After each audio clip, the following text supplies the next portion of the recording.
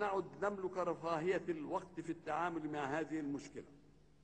هذه المشكلة الكبرى التي تهدد كل جهود التنمية المبذولة من الدولة هجن موضوعي صحيح بهدف توظيفها على نحو أمثل حلول قد نضطر إليها تمس الأسس التي قام عليها نظامنا الاجتماعي، وخاصة في مجالات مجانية التعليم والرعاية الصحية. نعد نملك رفاهية الوقت في التنمية القومية للسكان خطوة بخطوة. الأخوة والأخوات، من جهودنا نحو التقدم والتطور